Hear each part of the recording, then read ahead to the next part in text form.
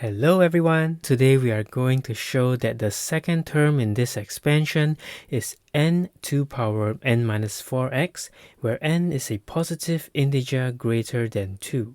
And we are going to find the third term in a similar form as well. Now stay with me to the end of the video as we would also like to find the value of n.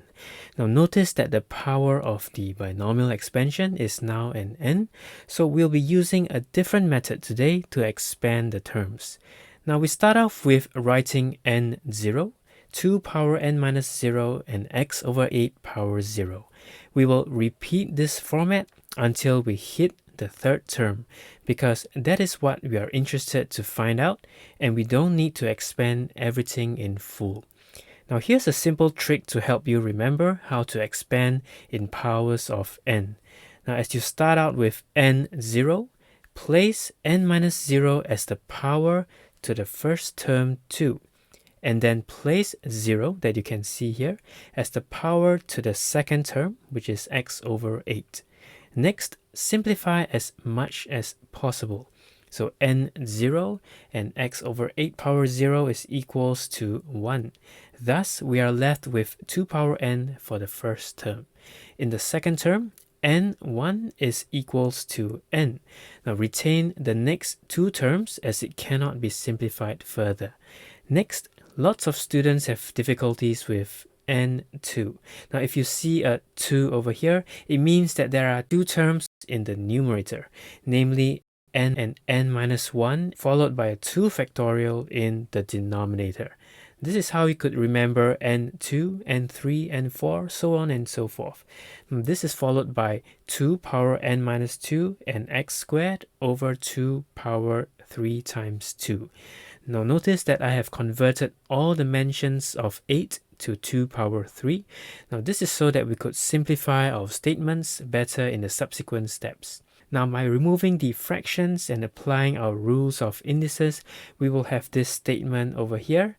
2 power n plus n, 2 power n minus 1 minus 3, which we got from the denominator over here, x plus n minus 1, 2 power n minus 2 over here, minus 1, which we got from the denominator, and minus 6 from the denominator as well, followed by an x squared. Plus, remember to put 3 dots behind to denote that this is not expanded in full.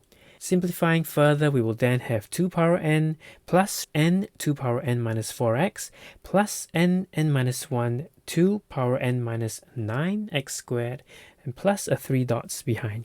Therefore, from this statement, we can infer that the second term is equals to n 2 power n minus 4x. Don't forget to put the word shown over here. Now, the third term will then be equals to n minus 1 2 power n minus 9x squared.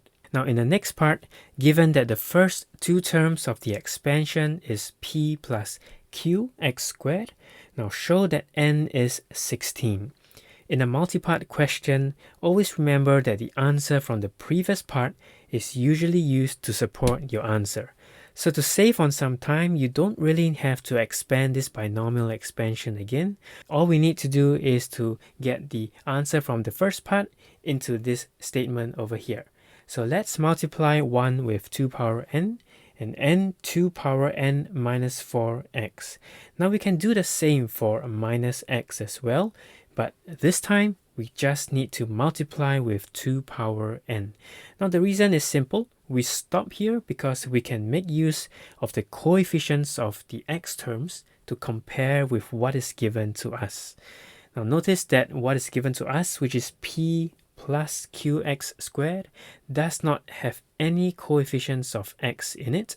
Thus, we can compare the coefficients of x immediately by equating the coefficient of x here to 0.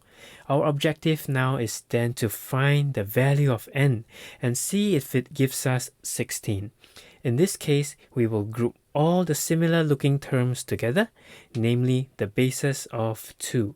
Now n can then be found by dividing 2 power n with 2 power n minus 4. And by using the rules of indices again, n is equals to 16. Now don't forget to put the word shown over here so that we can answer to the question. Now I do hope you have learned something from this video. If you have any questions or comments, feel free to leave them down in the comments box below, and thank you so much for watching.